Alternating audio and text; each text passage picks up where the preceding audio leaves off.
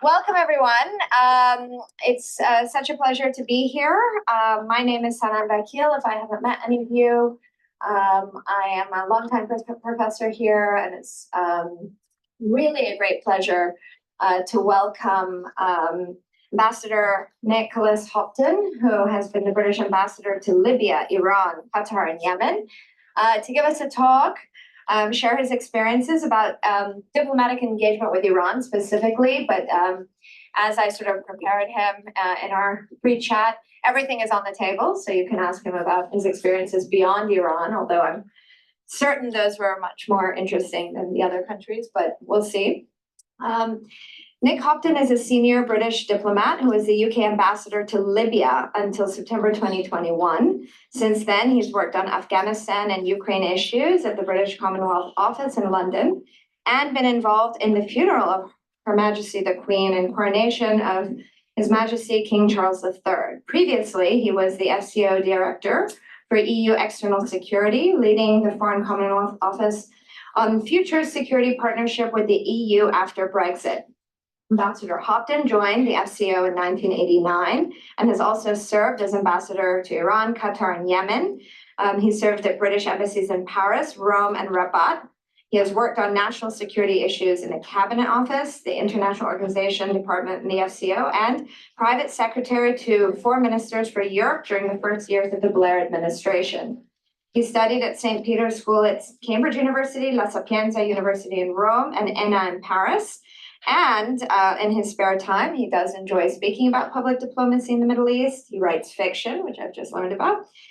His novel In Pieces about London in the 90s is available as an ebook published by Bloomsbury. So welcome, Ambassador Hopton. We're thrilled to have you with us. I thought inviting you would be a unique experience for SAIS students to hear about the role of a diplomat and an ambassador, particularly in the Middle East and particularly in a country like Iran, which is difficult to understand. And I'm sure you have unique insights to share with us about your time there and your experiences there. And after your remarks, we're looking forward to questions and hopefully an interesting conversation. So thank you for being here.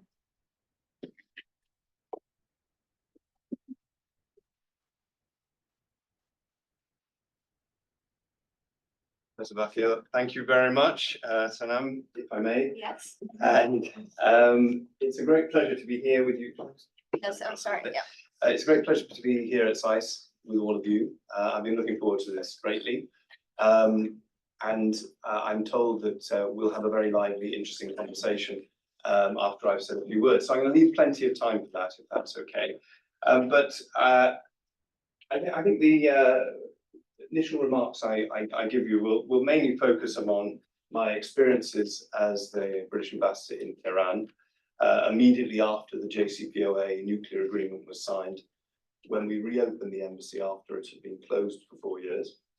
And I'll talk about the challenges of engaging the Iranian regime and also where Iran is at present, and perhaps some thoughts on how we should be thinking on dealing with Iran in the present crisis that's hitting the Middle East at the moment. Some thoughts on a possible way forward, perhaps. But the most important bit of this will be your questions, and I'll do my best to answer anything you want to throw at me. I understand we're on the record, so you'll forgive me if I'm slightly circumspect on some things that otherwise I might have been able to go into more detail. But I hope it's useful to you in your studies, and look forward to your thoughts and reactions to what I say. So first of all, let me just explain a little bit about the backdrop in Iran. When I arrived at the end of 2015, right at the end of 2015, I flew in. The nuclear agreement had been signed that summer, and we reopened the embassy initially in August, and then ramped up over the months that followed. First thing to say, I'm sure all of you know something. Some of you may know quite a lot about Iran. And I'm also very conscious I'm in the presence of a real expert on Iran, in Professor Vakil, and you're very lucky to have her as your course leader, one of the real experts on one of the most important players, not only in the Middle East, but globally at the moment. So I'm conscious of that, but forgive me if I tell you things you may already be aware of. First thing I would say is Iran is a very complex country, very complex. And I say that because actually the way you hear politicians sometimes and media analysts talk about it, you would think it was fairly black and white. It's not like that at all. One statement made recently by a colleague of Professor Vakil and someone I've worked with over the years too, Ali Ansari, who is another great expert in the UK on Iran issues. He described it as a network of non-state actors. Iran is a network of non-state actors. And I think that was quite a useful insight because it immediately undermines some of the more simplistic interpretations one hears about what Iran is, how it works, and why it does things. So for me, drilling down, the backdrop when I arrived in Iran was to really ask, where is the real power? Where does the real power lie in Iran today? Well, Iran 2015, and I would argue that the situation then is not particularly different from now, although it has evolved a bit in the intervening 8 years. So in 2015, you had just seen the conclusion of a very, very long negotiation, the JCPOA. I'm assuming you all are aware of that nuclear agreement, which in a nutshell was a product of coercive, I would describe coercive diplomacy, a lot of stick and some carrot. And it followed a very difficult period in Iran's relations with the West, which culminated in 2010 with a very harsh, tough UN sanctions being imposed on Iran. And in 2011, EU sanctions were imposed, and the UK played a very major role. I was involved in with a different hat on at that point, heading up international organizations policy in the Foreign Office. But we led the charge in the EU, and the EU adopted very harsh sanctions. And that was one of the main triggers for a mob storming the British Embassy at the end of 2011, and in a reaction to that, the British Foreign Secretary withdrew all UK diplomats and kicked the Iranian ones out of London. We didn't break diplomatic relations, and I think one of the things I hold on to in the complexity and the difficulty of dealing with Iran as a state actor, government to government, is it is vital to keep dialogue and engagement going, no matter how strained that is. And that is a difference in some ways between the approach you'll find on the different sides of the Atlantic. And we can drill down more into that if that's helpful later. So you had these external pressures put on Iran after with sanctions building up. Internally in Iran, things were moving as well. In 10 years ago, there was an election, a very important election in 2013, when a moderate, he's billed as a moderate, he's part of the regime, or anyone ruling in Iran is part of the regime, thereby not that moderate by definition.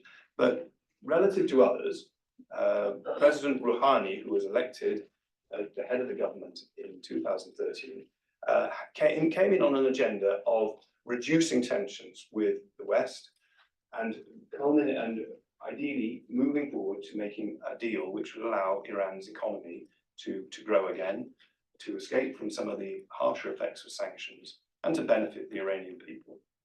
And that was the ticket he was elected on.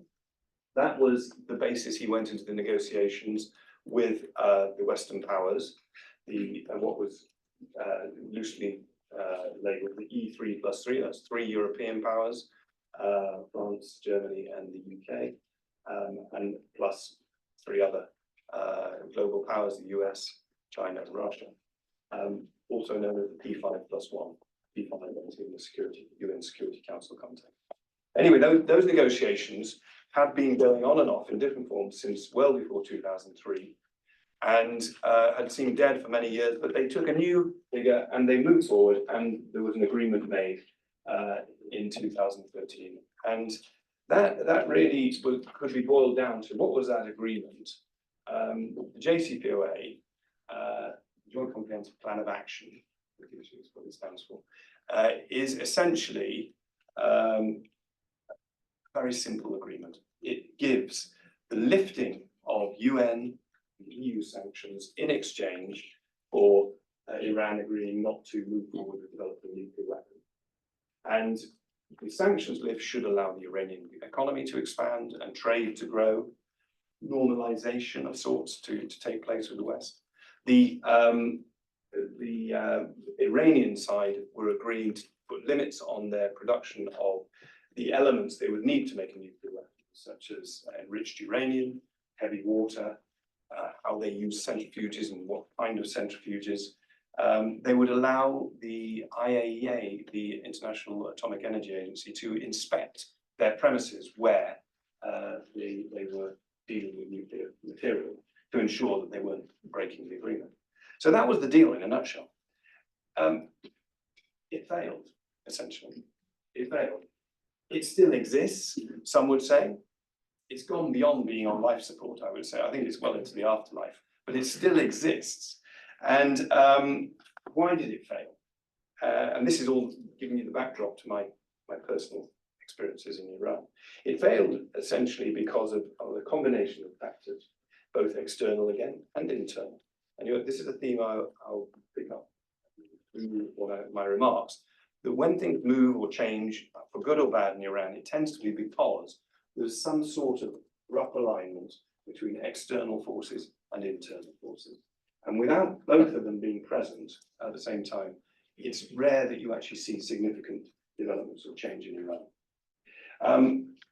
The global dollar economy, in other words, the fact that we all use the dollar to do international trade, meant that the US government had a lock on how far to allow sanctions lift to lead to increased trade with Iran.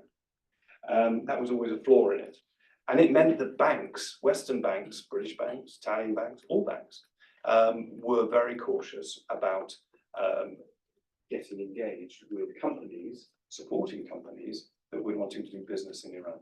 And of course, most companies don't have the resources just to do business internationally without support, active support and loans from their banks.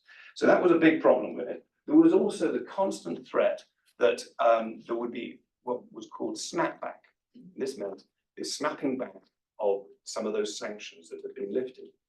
And that primarily rested with the fact that the way that President Obama, who was a believer in the JCPOA, who championed it, and so he was, in a way, the external champion, whilst Rouhani was the internal champion.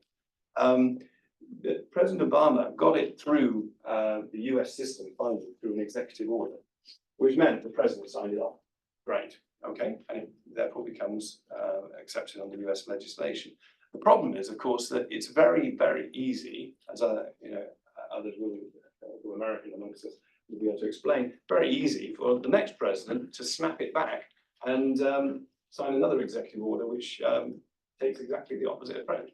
So it makes the agreement based on a presidential executive order rather fragile. And that is exactly what happened, of course.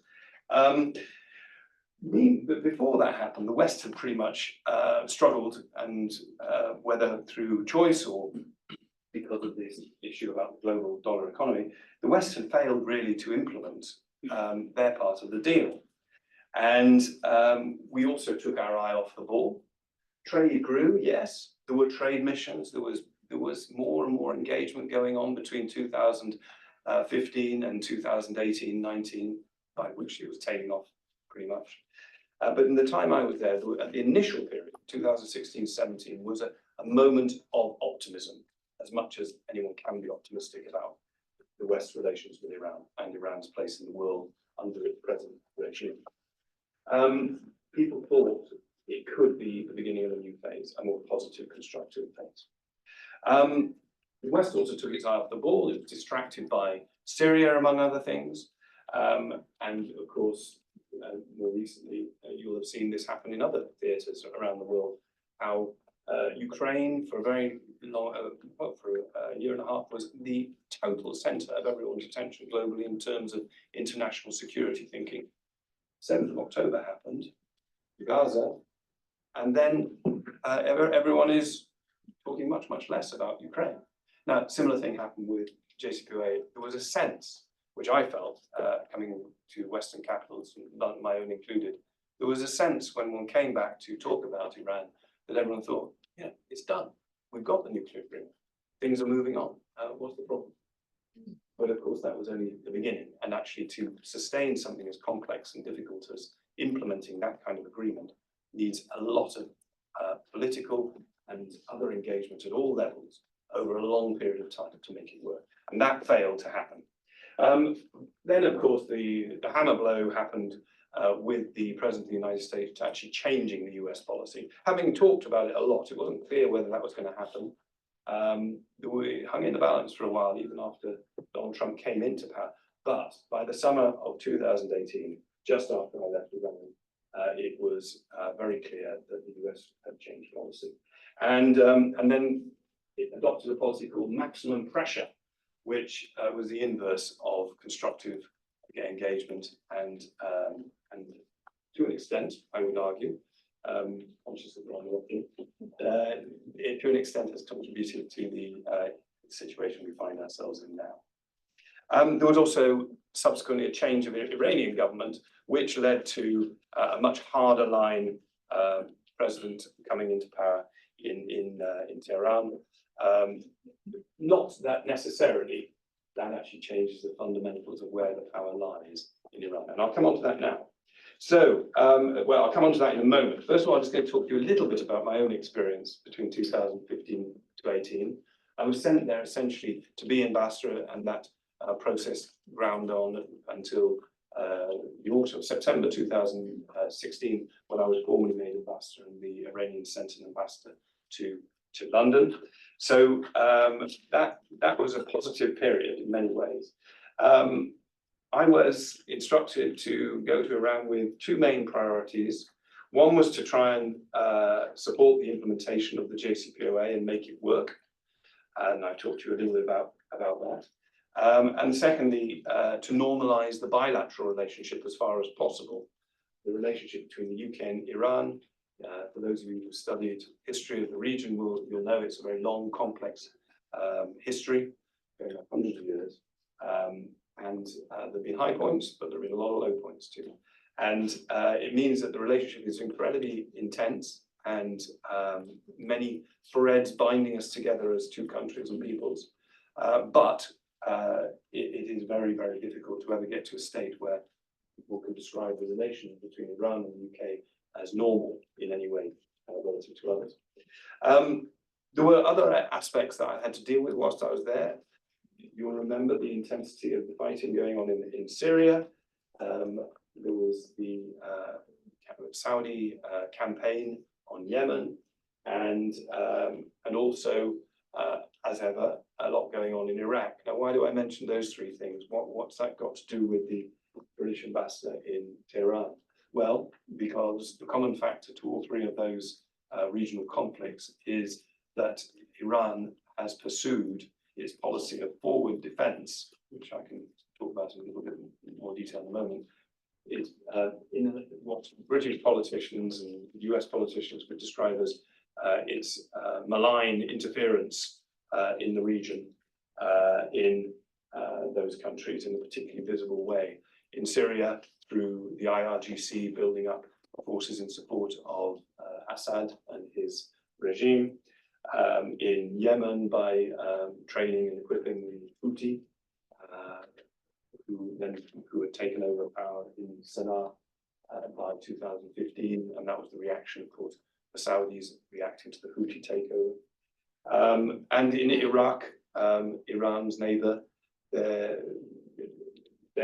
backdoor, their backyard, if you would say, Iranian influence has always been strong, and certainly in the last decade has only got stronger and stronger. And sometimes that has been very malign. Sometimes it has been, arguably, one might say, a positive factor. For instance, when ISIS pushed through, you'll remember, in the summer of, I think it was 14, rapidly came across Syria and down into Iraq and looked like they were going to take Baghdad.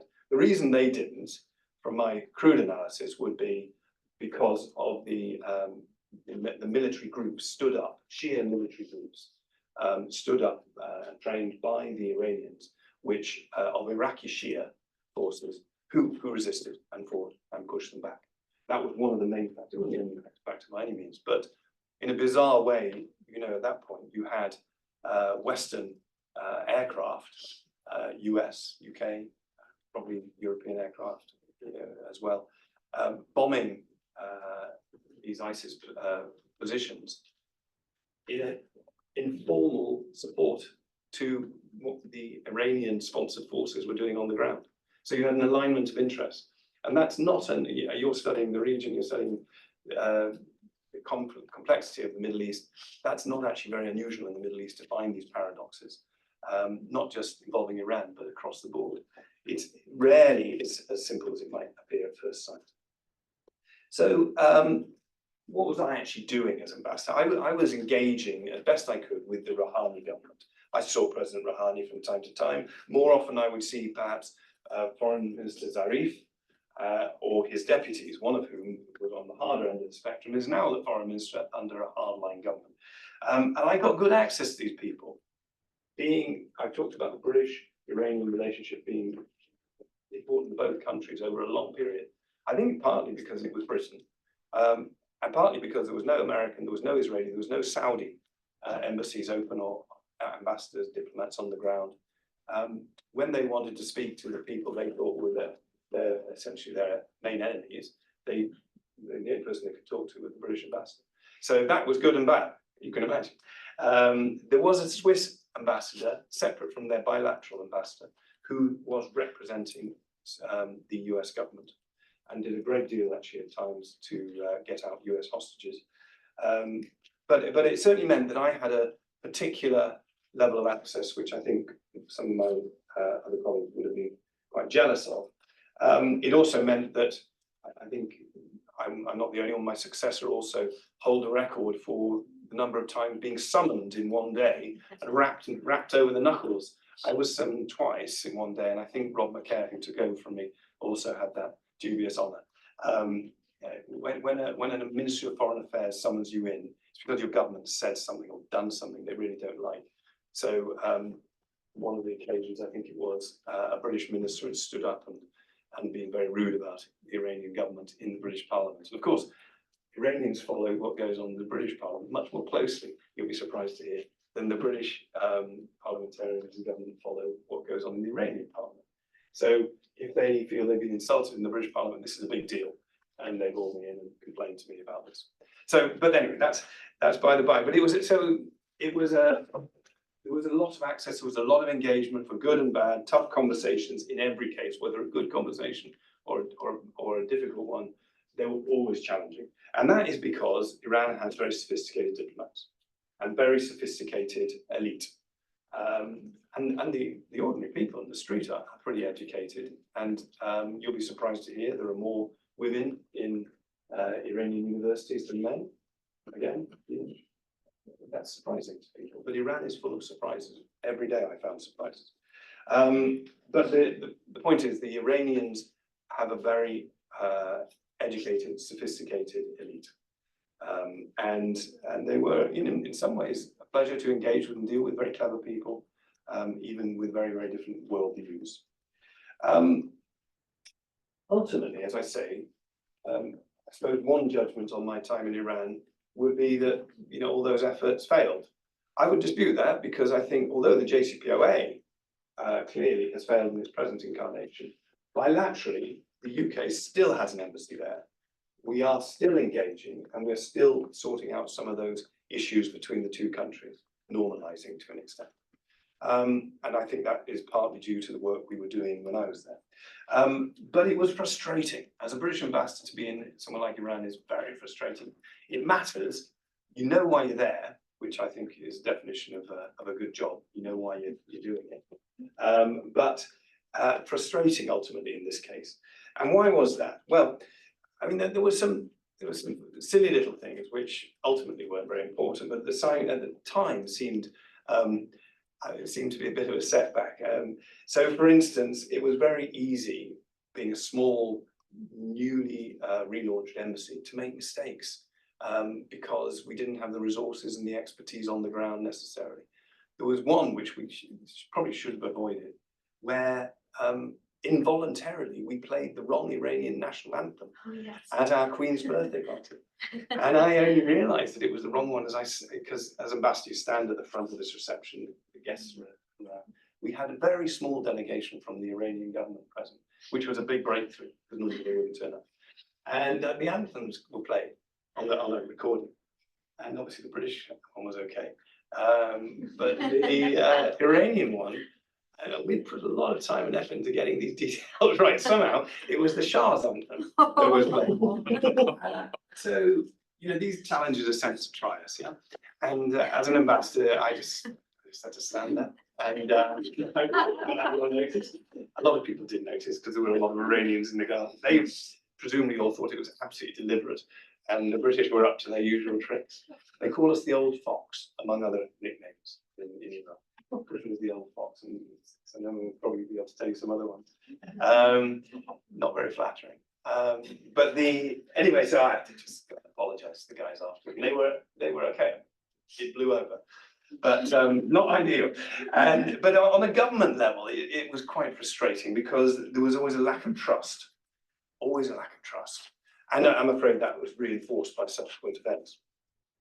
Lack of trust in both directions. I think also one of the and I'll talk about that in a little bit more detail in a moment. But the other thing that made it very frustrating is because the people I was dealing with, the Iranian government, actually had very few levers of power at all. They were in nominal charge of the country, Rouhani and Zarif and so on, minister. But actually, the real power, and this comes back to the question I asked right at the beginning, you're going there. Where does the real power lie? Well, the real power in Iran then and now lies elsewhere from the partially elected government. There is a democratic system of sorts in Iran, very limited democracy, very circumscribed and very imperfect in every way. But it is, they do have elections for lots of different bodies within the country. Anyway, the Iranian government had fewer levers of power in their hands. So the real power lay with what I think in the US you might call deep state actors. And in particular, I'm talking about the office of the Supreme Leader, Khamenei's office, controlled all the big decisions. There was the Supreme National Security Council, which was unelected, obviously, but reporting to the Supreme Leader. That body had a huge amount of power as well. And the IRGC paramilitary force, and those working to them, various other subgroups, they also had a real force, not just on security issues, but also economically, because the way that Iran has developed since the revolution of '79 is that more and more power has been accumulated by these central deep state institutions, and that includes economic power as well. And that is one of the reasons, of course, why Iran can withstand heavy sanctions, because it's got 80 million plus people, and therefore an internal economy which is pretty much the same markets as Germany internally. But it has also accumulated in the hands of the state itself a lot of the economic assets. So how to get to these people? Well, that took a long time. I didn't get to see any of the real deep state actors until I've been there for well over a year. I did meet some of them, and one of the more interesting was a chap called Shamkhani, who is very central to the whole power base, and also founder members of the IRGC. They reached out in very subtle ways, not through the official institutions of state, and I did get to have some conversations with them, very difficult conversations. And I suppose a high point for UK-Iran bilateral relations in the post-JCPOA period was when the British Foreign Secretary made a first visit for well over 15 years to Iran. It was Boris Johnson at the time, and he looking to see Shamkhani, so he actually got access to some of the real power brokers within the state, as well as the government. So that there were successes, but overall, there were lots of frustrations along the way. Yeah, my role was a lot about building relationships. It was a lot about supporting trade to make the JCPOA work, as well as bilaterally to benefit the UK's economy.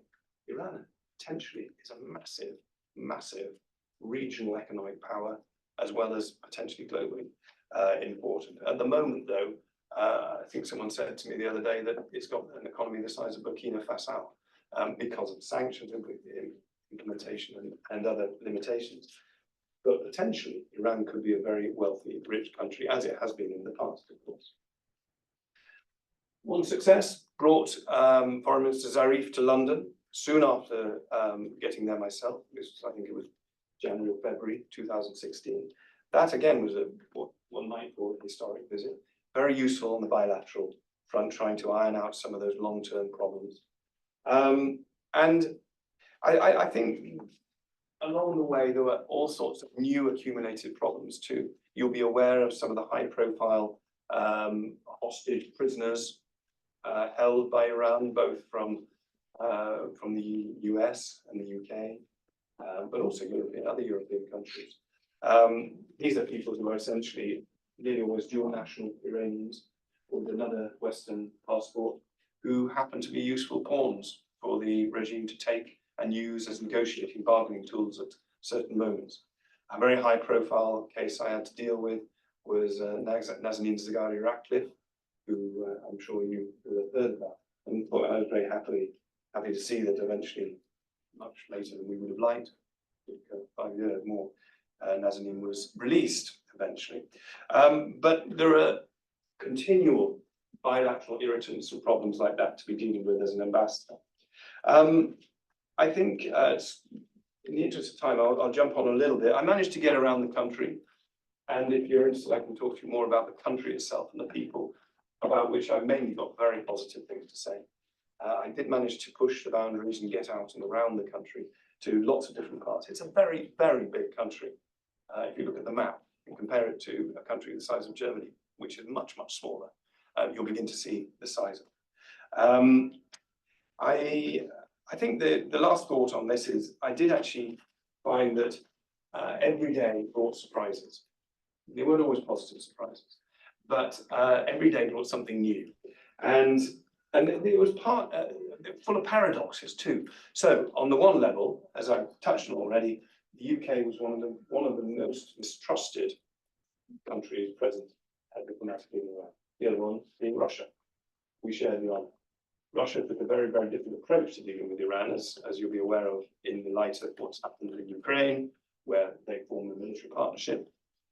But I would be surprised if the Iranians trust the Russians any more now than they did when I was there. And the Russian ambassador and I used to joke together who was the most mistrusted ambassador in town on a particular day or other. But also another paradox is we were one of the most protected embassies because the Iranian government was so conscious of the importance of reopening the British embassy that they wanted to make sure nothing happened to us. So whenever there was any ripple which might provoke public discontent and demonstrations against the embassy again, and it did happen with fairly regular frequency, we had demonstrations outside the embassy, we would suddenly be surrounded by lots and lots of Iranian security people. So we were both mistrusted, but very, very protected. So a few thoughts on where we could make some progress looking ahead. I think picking up a theme I've been touching on as I've talked, I think it's really important to understand who's in charge. Who's in charge of the country? Who's making decisions? And what is their motivation? What's their mindset? And I think this, as Western governments, as in commentators outside of government, I think we often get this wrong. So in a nutshell, what is the motivation of the Islamic regime of Iran?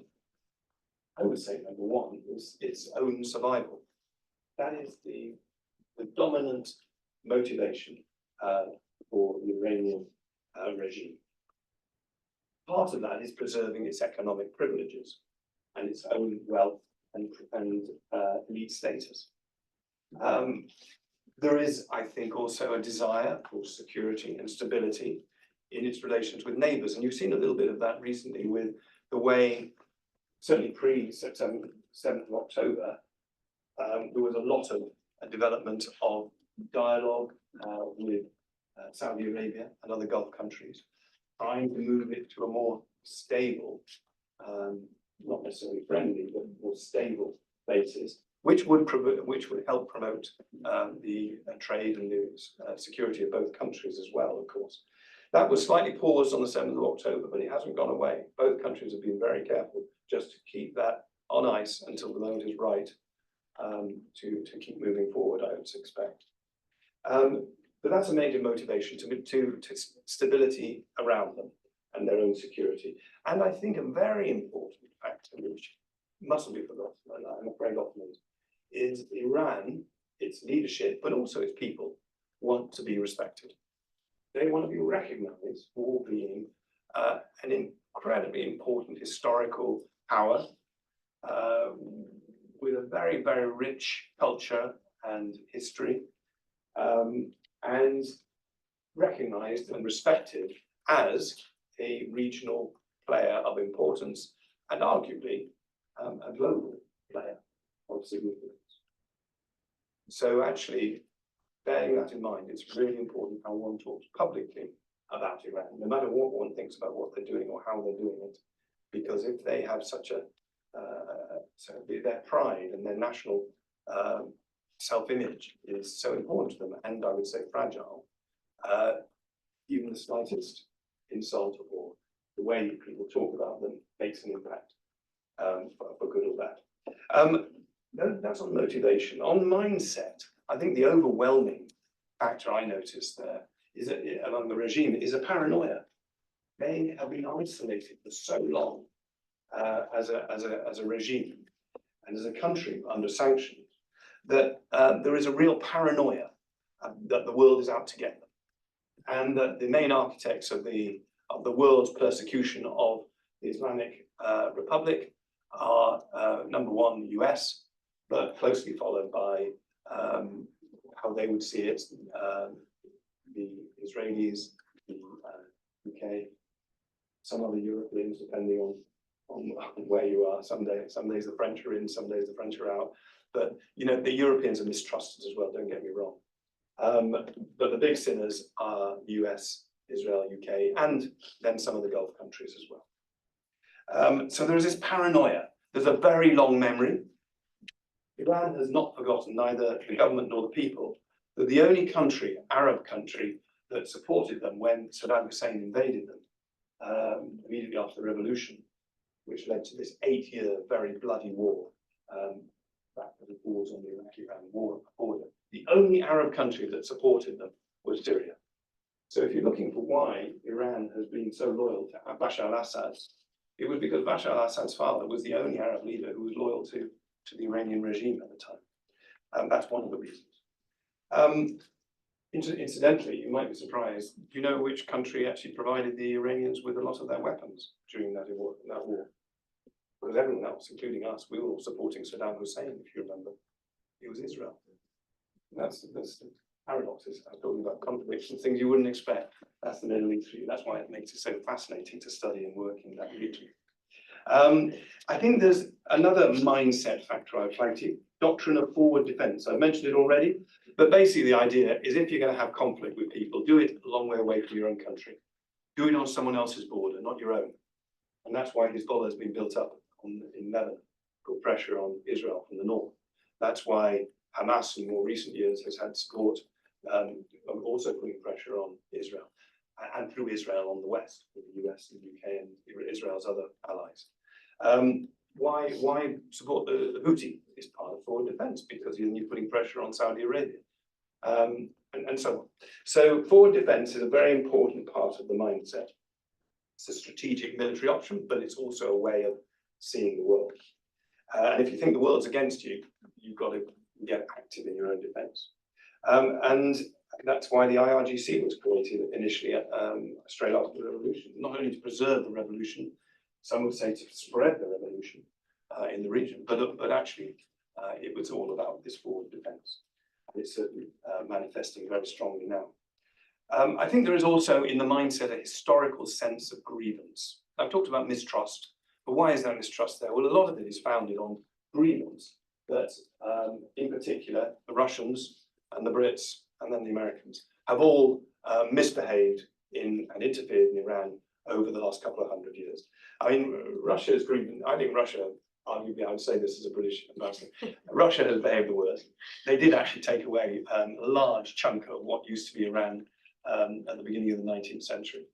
If you study that, you'll see they annexed it through forced agreements.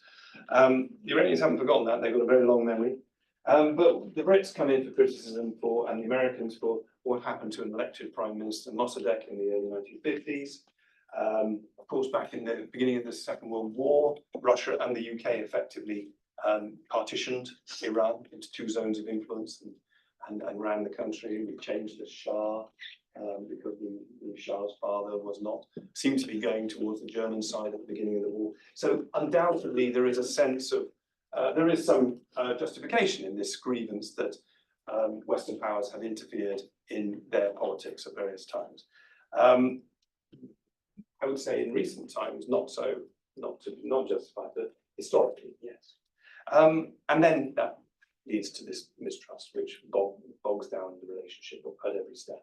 So just leaving you with a few questions. I'm sure you've got lots of you want to throw at me anyway, but one of the things that people often ask about Iran is, do they really want the destruction of Israel? You know, it's kind of written into the doctrine of the regime. Do they really want it? I think the answer to this, I'll go back to my friend Ali Ansari on this one again, and I'm interested if Sanan agrees with this. The supreme leader, according to Ali, every 5 years or so says, in 25 years, Israel will cease to exist as a state. He says this every 5 years. And the point being that actually it's not a priority for him. He's not doing anything about it, really. Israel is a useful bogeyman, an on-sally, and they don't like it, the creation of the existence of Israel at all. But actually, is it really a top priority? Big question out there, particularly at the moment, given some of the way people are talking about what has happened in the Middle East in the last few months and what might happen next. I would say a much bigger priority for the supreme leader, who is ultimately the man who holds the power in Iran, who is getting on now. This is why it's the big issue for him, is who takes over the thing. And it comes back to what I said at the beginning. What is the top priority for the regime? It's survival, its own survival. So therefore, the succession is probably the most important issue, much more important in the minds of the leadership than, say, the existence of Israel. But it's a polemical point, so I look forward to some pushback maybe on it. Do they really want a nuclear weapon? Is another question, and this has been argued many times. Well, why else would they have developed all these facilities and increased the number of centrifuges, started building up their enriched uranium and heavy water stocks? You know, why else would they do all this? Well, there are different ways of looking at it. It's certainly a high risk that Iran could move to having a nuclear weapon, and then you would suddenly find the whole of the Middle East was nuclearized too, because its neighbours would not remain without nuclear weapons if Iran had a nuclear weapon. I'm sure of that. I think Iran has the mindset of the leadership is maybe more subtle. They have certainly watched how the West has engaged with North Korea, and North Korea having nuclear potential power weapons has been taken much more seriously and more positively in some ways, certainly under the Trump regime, than Iran. The contrast was very stark when Donald Trump was president initially, where he was exerting maximum pressure on the Iranians and at the same time holding talks with Kim Jong-un, pronounce that correct, the North Korean. So the Iranians took away from that a very simple lesson, which is if we want the West to treat us with more respect, take us more seriously, not smash the JCPOA when they've just agreed it, then we need a nuclear weapon, or at least we need the realistic threat of having one, and then they will be forced to engage with us more seriously. But they also know that it would come at a very high cost, because it's very clear, as back in 2011, it was acutely clear that as Iran got closer and closer to having a nuclear weapon, there would be Western players, particularly the US, but arguably Israel as well, who would not allow it to happen. And they would take steps of some sort to make sure it didn't happen. So in Iran, because they're very sophisticated in their information networks are very strong and they're very powerful deep state, they know this. So that is part of their calculation as well. So it serves them to have the potential to move towards a nuclear weapon fairly quickly. I would argue it is questionable whether they would actually want to do that because they know it would provoke a very, very strong reaction. So what should the West be doing at the moment? I'll give you four things. I think the first, well, the overall thing is the West needs to be more unified. The world needs to be more unified in dealing with Iran to make movement towards a more constructive, less dangerous relationship. We're not very unified at the moment, not even within Europe, let alone across the Atlantic with others. But there are some particular things we could try and think about. I think talking about the need for regime change is not going to help build constructive relations. Whatever one country may have as its own ambitions for Iran in the future, one should not be talking about changing the regime in another country. If we've learned anything from the past 20 years of history, that should be it. And it applies in spades, I think, to Iran. Secondly, I think we need to be able to offer some carrot as well as stick. So I'm not advocating a soft approach on Iran, particularly not at this time, just to be very, very clear.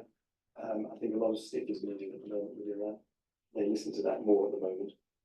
But at the right time, we need to have economic incentives, things like visas, looser, actually offering some visas occasionally for the right people are incentives. So you need to offer some incentives. That's not for now, just to be double clear. But these things need to be in the back pocket at the right time. We need to retain the possibility of a grand bargain. Now we can talk about this in more detail. Again, it's very complicated. But the JCPOA was very narrow, as I summarized it. It was a very narrow agreement. At times it appeared that it might be a much bigger agreement covering missiles and regional policy as well. That was cut out of it in the end, wasn't possible. But actually, we should leave open the possibility at some point the West does a grand bargain, which is much more encompassing than the JCPOA was. Hard to see a way through to that at the moment with the government, with the approach being taken by Tehran and the way the region is developing at the moment, not to mention what's happening in our own capitals. But I think we would be making a mistake to abandon that as an ultimate step, which would be very helpful in moving us all forward. And lastly, I think, coming back to another theme I hope you picked up from my talk, we need to be ready for when the external pressures and the internal pressures align again. And they will. They will. Nothing lasts forever. Certainly not in politics, certainly not in the Middle East. This regime will not last forever. When the internal dynamics inside Iran and the external ones align, then positive change may be possible. We need to be ready for it. On that note, I'll open it up. And thank you for being so patient with me.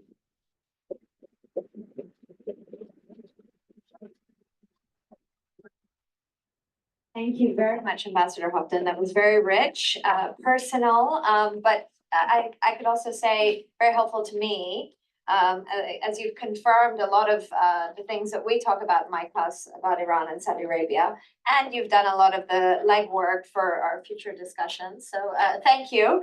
I do want to open it up and get everyone to ask questions and perhaps respond to what you sort of laid out as a very sort of pragmatic proposition of engagement with Iran.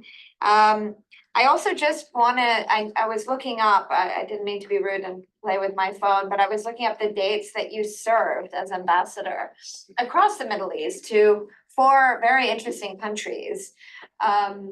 You were in Yemen in 2012 to 2013, so not a calm moment in Yemen. This was the beginning of the Arab Spring and protests in Yemen.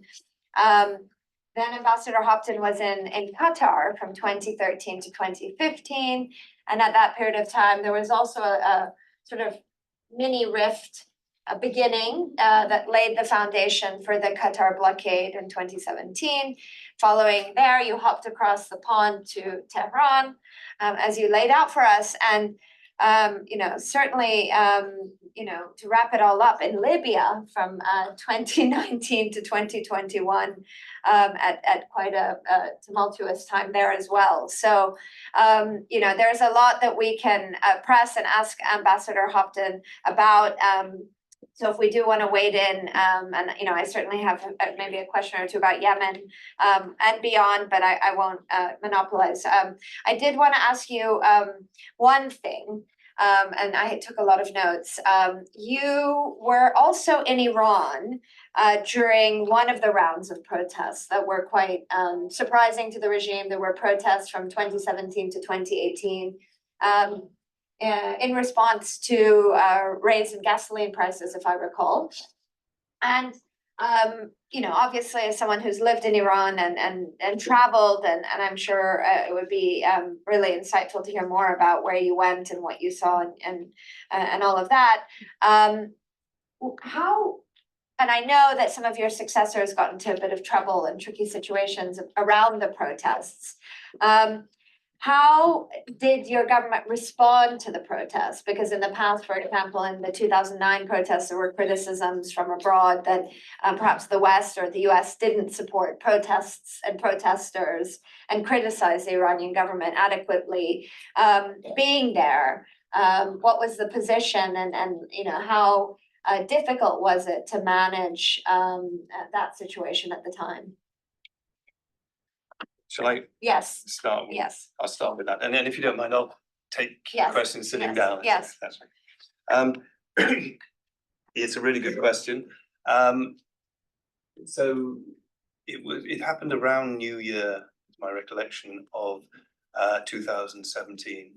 And it was fairly spontaneous. As I say, Iran often produces surprises you're not expecting. So price of gasoline went up. A lot of Iranians have cars, drive cars. It's used for private homes, generators, all sorts of things. It was a big blow, and the economy had been very fragile. Iran hadn't yet seen the benefits of the JCPOA in terms of increased trade or economic growth as they wanted. So a lot of people were living, hand to mouth in many ways. And then protests spread not only in Tehran, but I think they were across quite a lot of big cities. And they were, there were some violent clashes. The question you ask, Sanam, which is a very fair one, is how did the UK respond? Well, it's not a particularly a bold response. My recollection is we took a very clear decision to stay out of that one.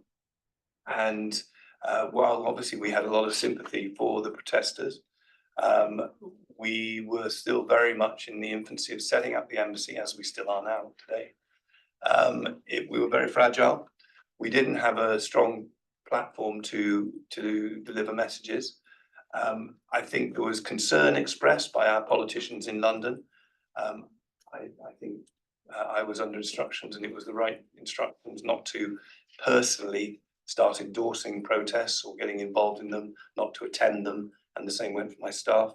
So not a particularly heroic position, but when one's essentially exerting an approach of strategic patience, which I can unpack for you a little bit if it's helpful, but hopefully my talk gave you that sense. The UK's approach should be, and often is, strategic patience in dealing with Iran. Then you've got to be careful about being drawn into short-term fights, even if the cause is just. And in the end, they blew over. I think possibly the government retracted some of the price hikes, and so people made their point. But in the same way, if you transpose it, say there were demonstrations, say the Black Lives Matter protests that hit UK, US, and other countries a couple of years ago. If Iran in that case actually did make some unhelpful comments, but if foreign countries start talking about it and criticizing what's going on, and then it's going to get a negative response. And sometimes, if you're in a regime like Iran, it doesn't stop at just negative rhetoric. You can suddenly find a mob coming over your wall, for example. So it wasn't a particularly heroic response, but it was a thought-through response, and I think in retrospect, probably the right one. Thank you. Let's open it up to questions from the floor. And if you could kindly introduce yourself and then direct your questions to Ambassador Hopton. First hand went up in the back. Yes, you, sir. Good afternoon, Ambassador. My name is Paul. I'm a second-year Maya student. Thank you so much for your presentation today. Very insightful. I was wondering if you'd offer your insights on another topic. You spoke about the historical grievances of Iran vis-a-vis Russia, the US, some European countries. I was wondering if you'd be kind enough to share your insights on the political relationship between Iran and China. You mentioned that they looked towards North Korea very closely and its possession of nuclear weapons. I think it's fair to say that China was ambivalent towards North Korea having a nuclear weapon, and maybe it's showing the same ambivalence towards Iran. So I'd be very interested in your thoughts on it. Thank you. Thanks so much. Should we take a couple of times? Yeah. I can. Wait. Thank you, Ambassador. Thank you so much. My name is Fahad. I'm from the Kingdom of Bahrain. I'm a GIA student here. My question is for you, sir, from your personal experience as an ambassador. You came on to Iran. You came into Iran with a burden of lack of trust. My question is, how did you dealt with it and establishing a goodwill with the Iranian regime? The second question is, it's a very highly securitized state, and I mean, there is no wonder that you will be followed in everywhere you go there. So my question is, knowing where the power lays, how did you as an ambassador navigate your way there to get the key players in Iran? Thank you. Let me take those two. Thank you very much. Two very good questions. So Paul, yeah, Iran, China, really interesting. And if anything, it's only become more important a question since I left. And it's probably become more uncomfortable for China than when I was there. So the Chinese, as they do in a lot of countries, have a huge embassy with which has got very high walls, and they don't go out very much, and they live in their own community. And that's how Chinese diplomacy operates a lot of the time. And I did, get to know the Chinese ambassador a little bit, but he was a very remote figure. So worth remembering that China was one of those P5+1 states that negotiated the JCPOA with Iran. They strongly supported it. You mentioned China actually having a consistent policy not favoring the spread of nuclear weapons either to their neighbors or elsewhere. And I think what happened with the Chinese was that at that point they were keeping their distance to see, as they often do, let things play out, see where the wind blows. Meanwhile, that on the political side. Meanwhile, focusing on very much building up their economic influence and reach. And you'll be aware of the Belt and Road Initiative. When I was there, that was talked about a lot. And there was a lot of visits from Chinese delegations coming to engage about building a railway across the top of Iran underneath the Caspian Sea from east to west as part of the Belt and Road Initiative. To my knowledge, it hasn't got very far even now. These things are a long, slow burn where the Chinese are involved, I think. Not like some of their very rapid out-of-the-box projects they've done in Africa, for instance. And dealing with the Iranians is a very different kettle of fish, as they understood, because Iran is as ancient a power as China. So there was on one level, you had a historical respect. That went back, there was a group of countries that had this kind of, it wasn't a club, but they did talk to each other in meetings occasionally, just them. And it was basically who had an empire 3,000 years ago. We weren't invited. 3,000 years ago, the Brits were running around in the wood, painted in blue, and dove and things like that. America wasn't even heard of as its, new form. So who had an empire was invited, and there were the Greeks there, there was the Egyptians, and there was the Chinese, and there was the Iranians, the Persians, as they had been. I can't remember who else might have been included, but that was basically it. So they had this different kind of basis of a relationship, and the economic side was the dominant factor for them, absolutely dominant. And I think they did manage to build up their trade on the back of UN sanctions.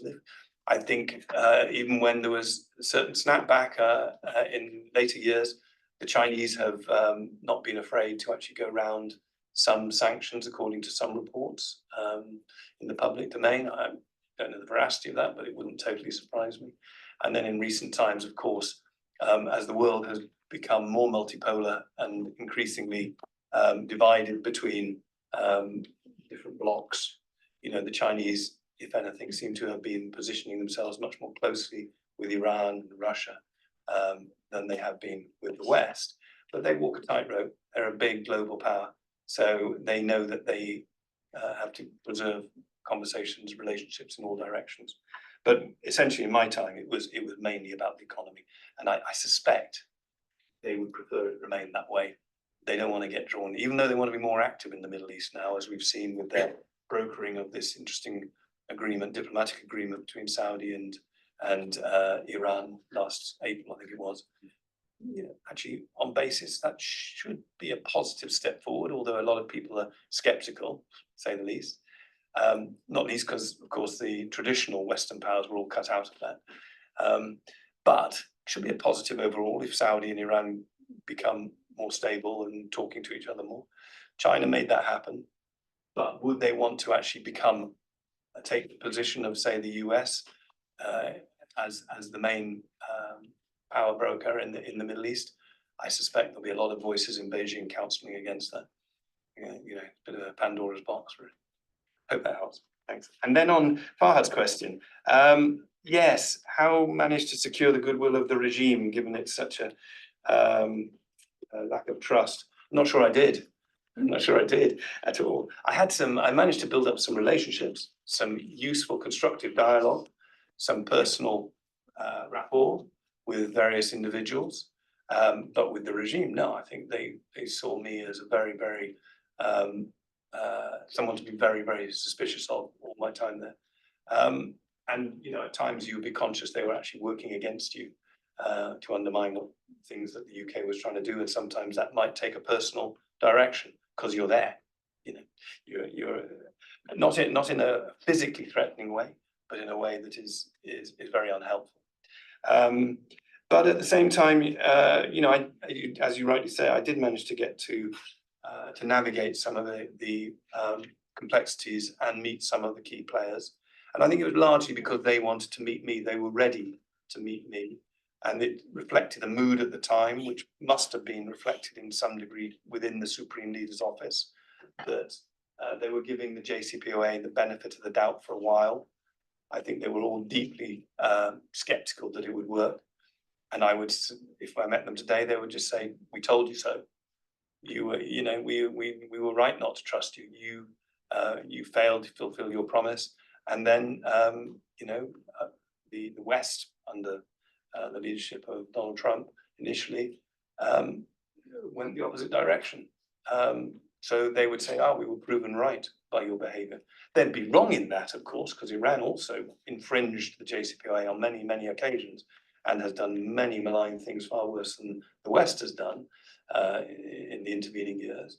But you can see where they'd be coming from on that. So a really complicated relationship, but challenging. And where one kind of makes a slight breakthrough in talking to someone, then it always felt, we're making a little bit of progress. Further questions? Yes, I know one in the back of the room, and Daniel. Thank you so much, Mr. Ambassador, for your insights. I have a question regarding the effectiveness of the sanctions that are being imposed by the European Union and also the United States. In your view, and maybe you have touched upon this at the beginning of your talk, are those sanctions, in your view, effective in reaching their intended goals? Or is the Iranian regime able to use those sanctions to create this kind of anti-US, anti-Western view? So are the sanctions having an opposite effect? Because Briefly introduce yourself. yes, oh, so I'm sorry, I'm Dayan Tramkaluk from the Maya program. Thank you.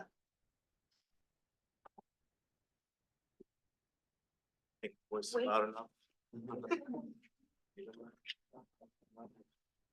Thank you, Ambassador Hopton. My name is Daniel. I am a first year MAIR student. Thank you for taking the time out of your day to talk with us. It's very insightful. You mentioned while discussing what the West should be doing in response to Iran and the current situation that we need to be ready when the internal and external pressures align again. And then you said this regime will not last forever, which could be implied that it would change rather sooner than later. During your time in Iran, were there any particular changes in the control of the supreme leader or the Supreme National Council that you were able to observe that may hint at that change in regime control coming sooner rather than later? And yeah, that's my question. Okay, let me take those two. Okay. Yeah. Right, and Diane, I think it was, wasn't it? Thank you very much. Is that pronounced right, Diane? Right, I think sanctions. Yeah,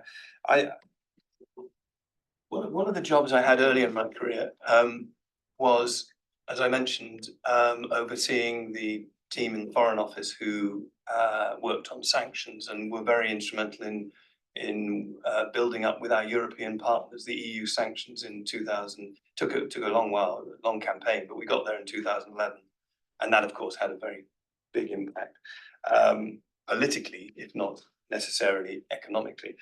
So that's the gist of your question: is how effective are sanctions? Many books have been written about this in both directions. I think you can say certain things. Smart sanctions, which is the direction of more targeted sanctions, is where we've moved in the last 15 years, I suppose. They're not blanket sanctions like they used to be, and rather a blunt tool. Sanctions are still a blunt tool, but when they're targeted on particular individuals, like you'll have seen, there has been new raft of sanctions in the last week announced by the British government. Those are smart sanctions targeted on particular individuals we know have been involved in malign stuff against international law, certainly, and actually probably much worse than just basic criminality. In this instance, Deputy IRGC Commander who's been involved in supporting the Houthi and allowing the Houthi to disrupt global free trade, among other things, and target commercial ships. So he was one of the targets of the sanctions last week. I would say that's an effective sanction in as much as it sends a very clear political message. The West will not stand idly by whilst you do this. In terms of changing his daily life, I don't think it will change it very much, probably, because the guy probably isn't planning to travel and buy a house in London anytime soon. He's probably not educating his children in the US. Some of these guys do actually, but I think I think we'd be very lucky if we found that actually this was changing his life at the moment in a significant other way. But it does actually put a spotlight on him and say, we know what you're doing, we know what you've done, we're not going to stand idly by. More globally, when you look back to what happened in the build-up to the JCPOA, the unified effect of the UN Security Council imposing sanctions and the European Union doing that too, really, strong sanctions. It did two things, I suppose, and you hinted at both, which is, I think you know the answer already. It did reach its intended goal because it did bring pressure on Iran, on the regime, and force them to the negotiating table in a way that they hadn't been doing before. So that helped. Once you had an Iranian leader in Rouhani who was prepared to risk and bring Zarif, his foreign minister, on board, who was a very talented negotiator. Once you had those two engaging with the West, then there was a possibility of getting a deal in a new way. And the sanctions had helped move Iran in that direction. And of course, the deal directly involved lifting sanctions. So clearly they'd had some effect if the Iranians wanted them removing. On the other hand, it does have a counterproductive effect in as much as who got richest in Iran during those years? It was the deep state, people controlling the economy, senior people in the IRGC controlling smuggling rackets. Black market is controlled by the state, the deep state in Iran. So when you can't import things, goods from abroad, when everything is being bought and sold on the black market, the suppliers have to work through the regime to do that. So the IRGC in particular made a lot of money out of Western sanctions. So that also provided an incentive, if you like, for the IRGC, for the JCPOA to fail.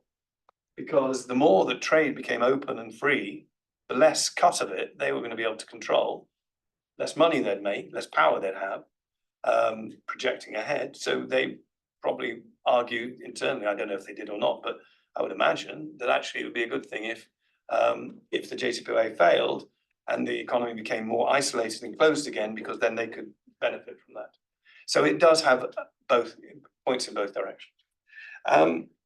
It also, as you say, inevitably, when people are suffering, as they have in recent years following the maximum pressure and the devaluation of the rial and the hike in prices and scarcity of foodstuffs, it does mean that the ordinary people think they blame, they're more ready to blame whoever the regime says is to blame, not just the government, but they'll blame the Western countries, the international community for imposing that hardship on them, whether justifiably or not. Daniel, yeah, did I see signs that the regime wouldn't last forever when I was there? Well, there's a tendency among observers of Iran, long-term observers, several tendencies. One you'll pick up if you carry on following Iran developments. One is a certain group of people will jump on any internal unrest and say, this is the beginning of the end of the regime. So Professor Vakil mentioned when I was there were protests in 2017, and there were definitely people outside of Iran saying, this is the beginning of the end for the Islamic regime. I don't think that proved to be the case. The same with the protests about the hijab more recently. And it doesn't mean that these protests have gone away, or the people protesting. They're still there. They're still protesting sometimes, but more subtly, less publicly, because they've seen what happens to people who protest publicly. A lot of those activists have been imprisoned. People were killed. A lot of people were killed. Innocent people for protesting or just being in the wrong place at the wrong time. Starting with Mahsa Amini herself. Her murder triggered those hijab protests, of course. So these are all signs that all is not well in the regime, okay? And they are all signs that it is a corrupt and undemocratic, oppressive, brutal regime which is not working for the majority of the Iranian people. Right. When I was there, estimates used to say about 20% of Iranians still support the regime. I think it's the best thing that the Islamic regime remains in place. That's probably dropped. I saw some figures last week or the week before suggesting that 75% of Iranians now would like to see a different kind of regime. Well, it was when one dug into this a little more, although it said it was a survey done by the regime itself, I'm not sure how true that was. The sample of people questioned was about 15,000, I think, which I'm not sure is a very big sample in a country of 80 million. So it's very easy to extrapolate things. What we can say is there's a lot of unhappiness in Iran. I could say from what I observed, the majority of Iranians, while they didn't want another revolution, because they remember how awful it was in '79 and then the Iraq war afterwards, they don't want that upheaval. They just want to get on with their living their lives. They want to be educate their children, have reasonable healthcare, the aspirations that normal people have all around the world.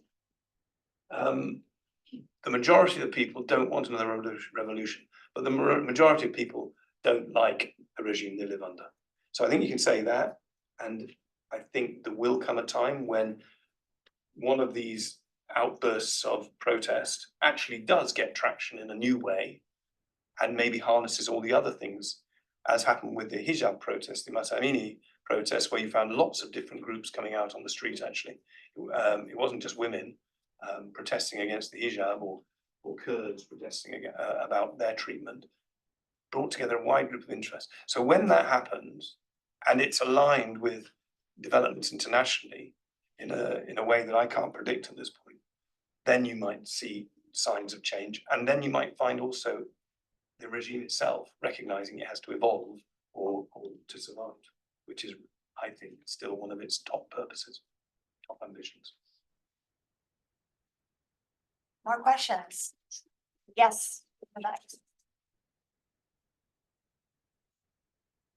Thank you, Ambassador, for your time and for your insightful comments. My name is Layla. I'm in the Masters of Global Risk.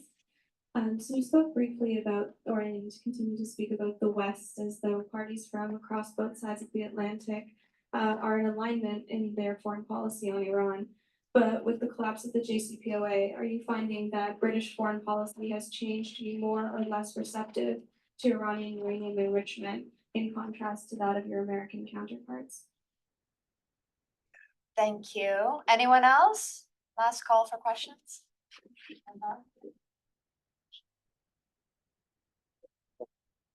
Hi, I'm Nazar. I'm a first-year MAIR student from Boston, Massachusetts. And you had mentioned some of the motivations, the mindsets in the general Iranian structure and the consciousness. I was wondering if you could speak to a brief summary of their diplomatic strategies, similar to the one you had outlined with China. And if no one else has anything else, if I may add, can you speak to where you think the Iran-Saudi relationship is heading? Thank you. Thank you.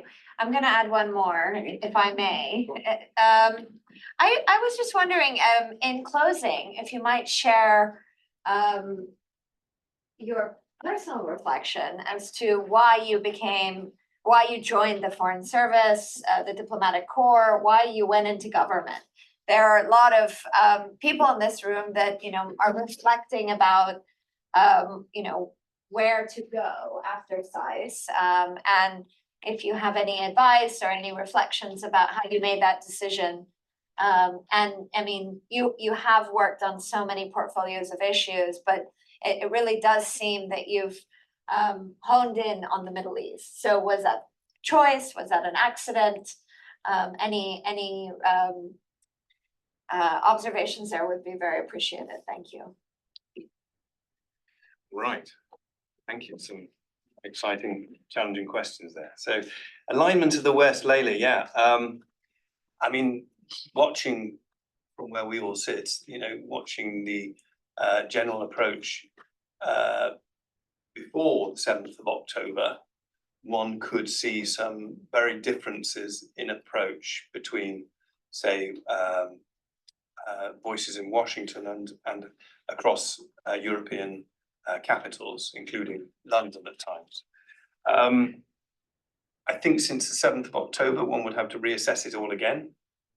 There's been much more unity in, at least in putting some of the blame for what happened, what Hamas did, the atrocities, the terrorism on the 7th of October. There's been much more unity among European and US and all Western governments in being clear-sighted about that, and Iran being singled out as an actor in some way there. But maybe it's slightly more instructive to look where we were before the 7th of October, because it may swing back that way over time, particularly depending on the outcome of the US presidential election. So I should start by saying, that although President Biden did have a go at revitalizing the JCPOA, and in 2022, the the Western governments working very much hand in glove, in together, we made some very coherent progress, and the Iranians were engaging, despite having a new hardline head of government, Raisi.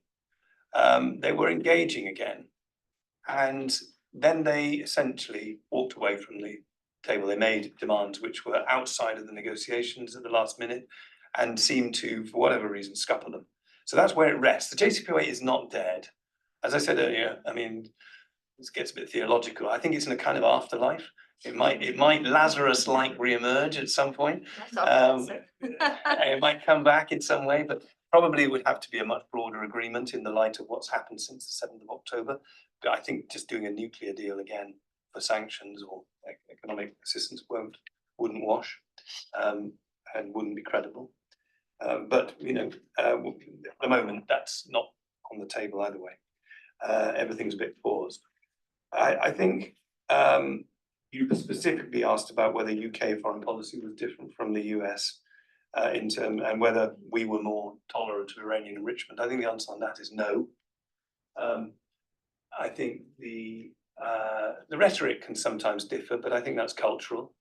You know, Churchill once said the UK and America are two countries divided by a common language. Sometimes we express ourselves to the same purpose, but in different ways. And I think you'd be wrong to read too much into that as actually a difference in policy. I think our policies are aligned. I think the main European capitals are aligned with the same policies, and that is encouraging. We don't tolerate Iran enriching to the levels they've now been enriching to, which is far too close to what you need to actually move quite rapidly to creating a bomb. And I think we're all very clear on that repeatedly. Nazar, you asked about Iranian diplomatic strategy. Well, I think that's a great question because, as I said, Iran has very skillful diplomats. And I often felt admiration for their diplomatic skills, not for what they were representing or doing or trying to achieve necessarily, but the way they engage. And any of you who know Iranians, Sanam can cover her ear at this point, will know that they're very charming, fascinating, cultured, intelligent people, and very easy to engage with. And the top officials are no different. So in the diplomatic service, they recruit good people. They are obviously regime loyalists for whatever reason, which is a negative mark in my book. But they are people you can engage with, the diplomats I'm talking about here. And they do take their diplomatic career as a serious professional career, and they pursue a professional career. And they gradually work out the way of the system, and it's not unrecognizable from the systems you see elsewhere in Western countries and Western diplomacy. So their strategy is, if their military strategy is forward defense, bottom line, their diplomatic strategy is perhaps maximalist. They demand everything and work backwards from that point. So it's a recognized negotiating tactic. People do that. And in business as well, obviously. That is really how they would approach a negotiation. They will go for maximum, make very unreasonable demands, and then only gradually give away things to move towards a deal, and try and keep their negotiating opponent on the back foot, so that they can feel in control as much as possible. So they don't give much away, is what I'm saying. They can be very polite and pleasant to you, but they're going to be really tough in their messaging, really tough, uncompromising. And they know their facts, they base them. So we're very big in the UK these days on data-based policy making.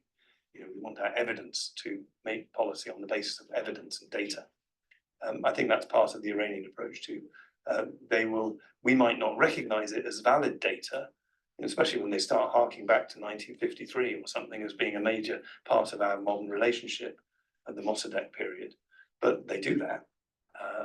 So you've got to be ready. So one of my predecessors, very distinguished diplomat, before I went, he gave me some very good advice. Said, make sure you know your British-Iranian history before you go, because you will spend a lot of time discussing it in the foreign ministry. And not just going back to 1979, but not just going back to the Shah. Treaty of Paris. Treaty of Paris, you need to go back a long, long way. So I was very pleased that in the residence in Tehran, it's a beautiful residence. My wife, one of the things she did whilst she was with me, because she was able to join me after a while, she led a project restoring doing mending a lot of the damage that's been done in 2011, including one of the triumphs was a great picture of Shah Abbas, who was a Qajar Iranian ruler 200 years ago or so. And great big picture hangs in one of the drawing rooms of the residence. And so I always was able to talk about the previous rulers of Iran and the Iranian history.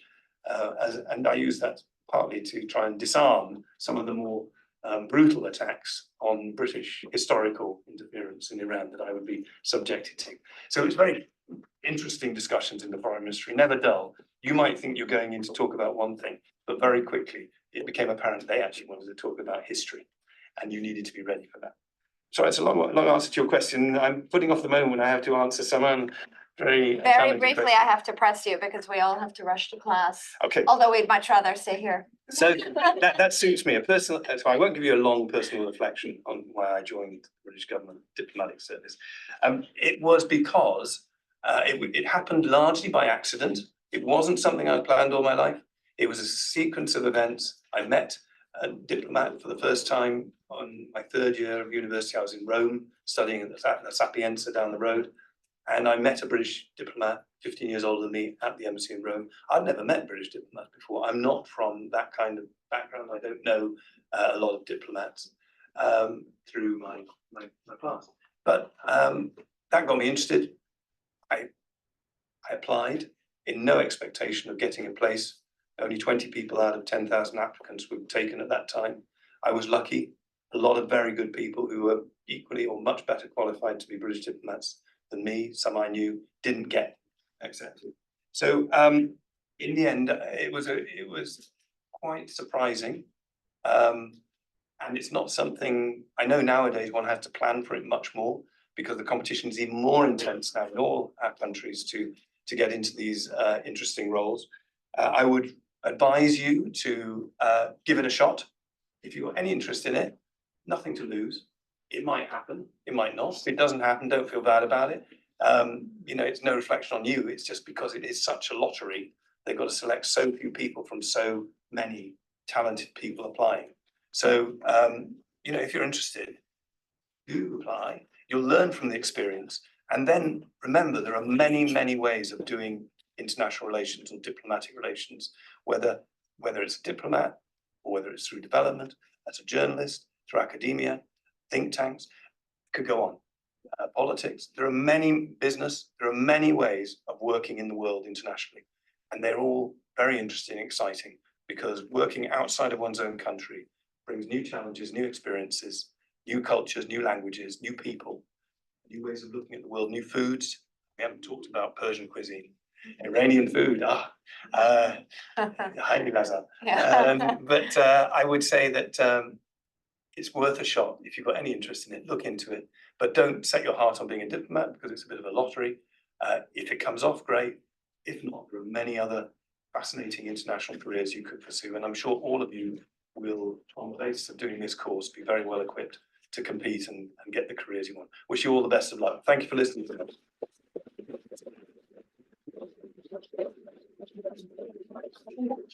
Hopton, let me just thank you.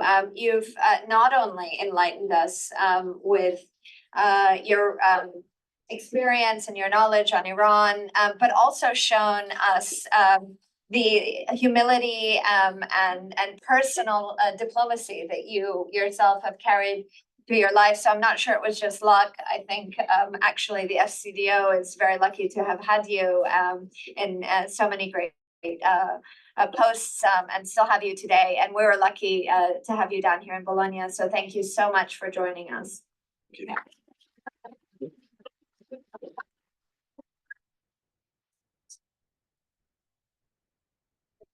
thank you for my own clients. Good question.